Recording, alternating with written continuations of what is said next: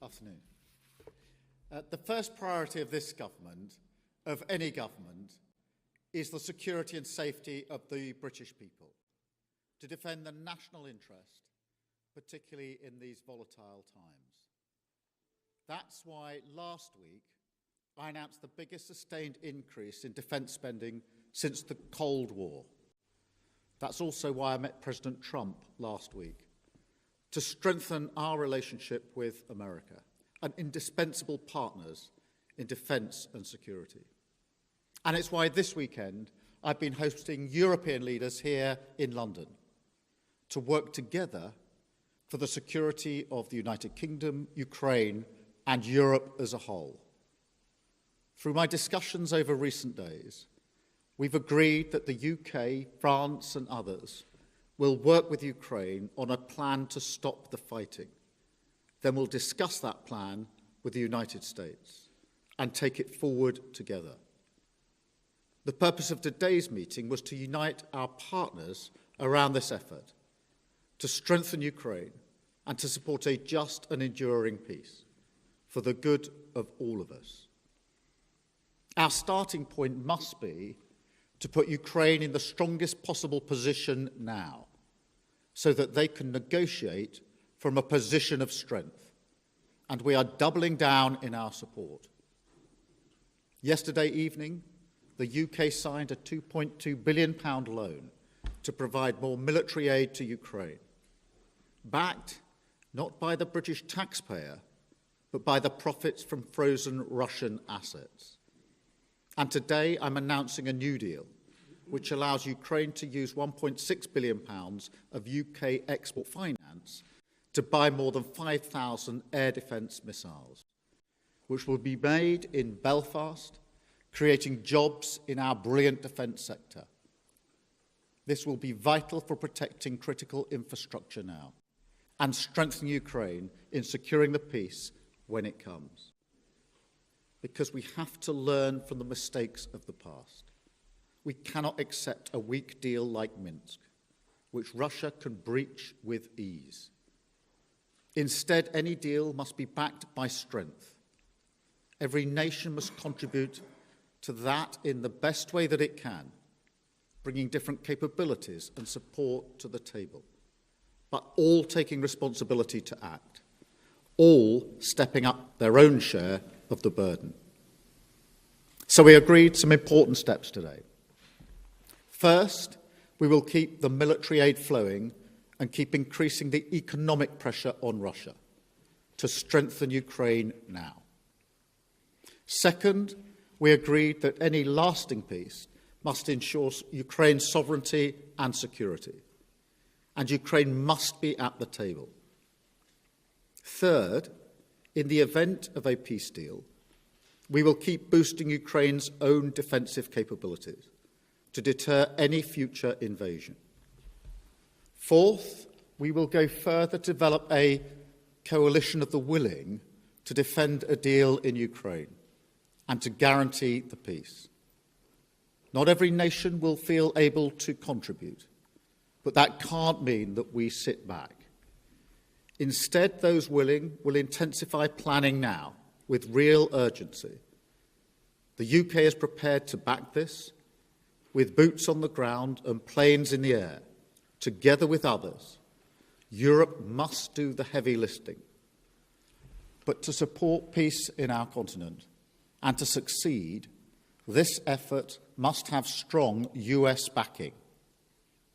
We're working with the US on this point after my meeting with President Trump last week. And let me be clear, we agree with the President on the urgent need for a durable peace. Now we need to deliver together. Finally, we agreed that leaders will meet again very soon to keep the pace behind these actions and to keep working towards this shared plan. We are at a crossroads in history today. This is not a moment for more talk. It's time to act, time to step up and lead, and to unite around a new plan for a just and enduring peace. Thank you. I will now take a number of questions, starting, I think, with you, Beth, at Sky. Thank you, Prime Minister. Watching President Trump berate a wartime president and defender of European freedom in the Oval Office said to many people what you've already said in a way, that everything has changed. Given that the US has become an unreliable ally, did you as European leaders discuss the prospect of actually going it alone, and actually what the reality of a US pulling out of this, all of this would mean? Do you think you really do need the US? And if you do you think the coalition of the willing will be enough to bring President Trump back around? Thank you. Well, first, in relation to last Friday, nobody wanted to see what happened last Friday, but I do not accept that the US is an unreliable ally. The US has been a reliable ally to the UK for many, many decades and continues to be.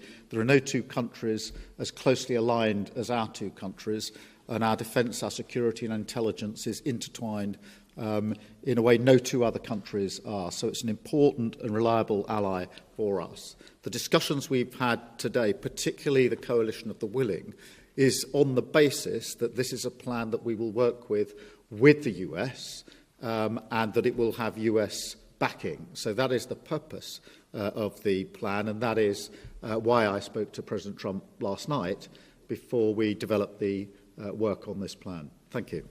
I've got Robert from ITV. Hi, Robert Peston, ITV. I want to sort of put to you what will be on the minds of millions of British people. With your commitment in the event of a peace deal to deploy British soldiers to Ukraine, is there now a more real prospect of Britain being at war with Russia? Can you rule that out? The whole point of a guarantee for any deal, or if there is a deal, is to preserve the peace. And if you want to preserve the peace, you have to be prepared to defend the peace. So the reason I've been forward-leaning on this is because I want to avoid conflict, because I do not want conflict in Ukraine, in Europe, and certainly not in the United Kingdom. I want stability in the United Kingdom. The way to ensure that stability is to ensure that we are able to defend a deal in Ukraine, because the one thing our history tells us is that if there is conflict in Europe, it will wash up on our shores. And already in the last 3 years, what's happened in Ukraine has had a massive impact on many working people back here in the United Kingdom, because their bills have gone up, their energy bills have gone up. There's been an instability in our economy caused by that conflict. So we are not unaffected by it. And of course, our own security and defence depends on the defence and security of Europe. So every step I am taking is in order to preserve peace, to avoid conflict, because the safety and security of the British people is my number one duty and responsibility, and I take it very seriously. Thank you. Chris at the BBC. Thank you, Prime Minister. Chris Mason, BBC News. After what happened the other night between Presidents Trump and Zelensky, do you feel a greater personal responsibility alongside President Macron and others for delivering a workable peace? And on the coalition of the willing, as you've described it today, are you persuading more people to join it? Thank you. On the question of responsibility, I do think the United Kingdom should step up and lead. We have done that historically as a nation, and we need to do it again. And that is why we're moving forward on this. On the coalition of the willing, yes, a number of countries have indicated today that they want to be part of the plan that we are developing. I'll leave them to make their own statements about exactly how they want to make that contribution.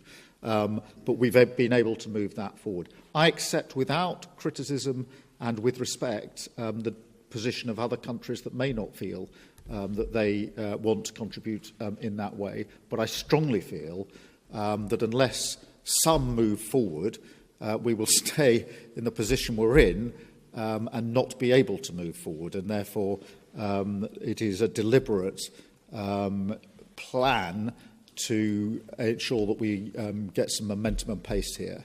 And it is intended to preserve the peace, and it's intended to ensure that we stay in lockstep with the United States, which is my strongly held belief the best way to preserve security and defence in Europe and security and defence in the United Kingdom.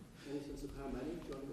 Well, a number indicated today that they wanted to be part of the more forward-looking element. I will, rather than speak for them in terms of exactly how they'll make that known and what their contribution will be, I'll leave that to them. But I'm pleased that a number did indicate that they do think that this is a plan worth backing and that they want to play a part in it. And so we've made real progress today in the course of the last few hours. Thank you. Alex. Thank you, Prime Minister. Alex Wickham from Bloomberg. Bloomberg, I'm sorry. On your coalition of the willing, do you think it can be bolstered by countries that aren't just in Europe? Essentially, we've got Canada represented here today. Do you think you could get countries beyond Europe to join the coalition of the willing, essentially make it almost a transatlantic partnership? And also, in terms of your plan to present back to Donald Trump, how soon do you need to get that done? Is that something that really needs to happen very quickly in days? Thank you. On the countries beyond Europe, obviously we had Canada here, who've traditionally taken a forward-leaning role. They've been working very hard with us on issues like training, and they've been a reliable ally. And I'm encouraging of that because they are already deeply vested in Ukraine. As I say, they've worked on the training, amongst other things.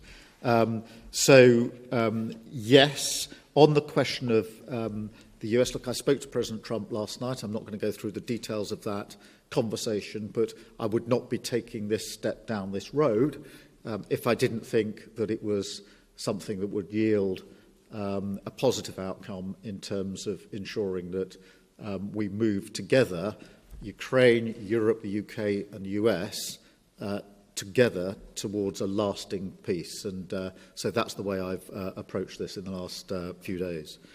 Hugo, from the iNews. Thank you, Prime Minister. Hugo Jai from the iPaper.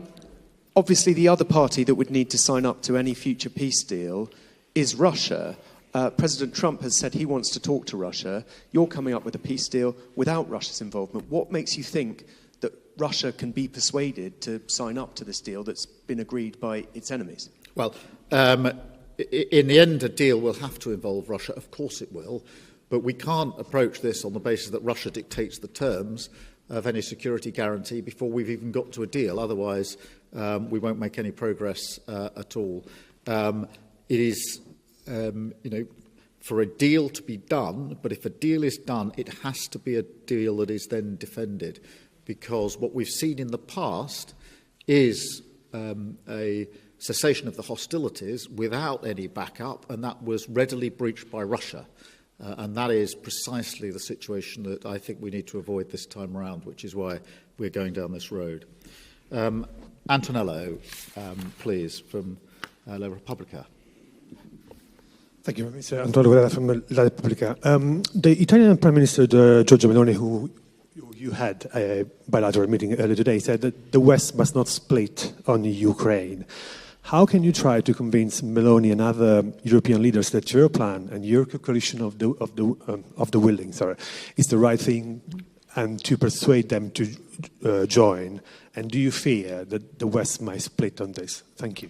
Well, firstly, I had a very good bilateral meeting with Georgia this morning.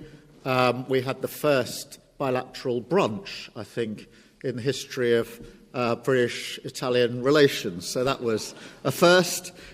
We get on personally very well. And she's very clear, I don't want to speak for her, but I think her position is well known, that Europe and the US have to stand together and that bond must always be strong. So there's a huge amount of common ground between the way I see this and the way Georgia sees this, particularly the view that it is important for the security and defence of Italy, of Europe and the United Kingdom, that we work, as we've always worked, closely aligned with the United States. Thank you all very much indeed. Thank you.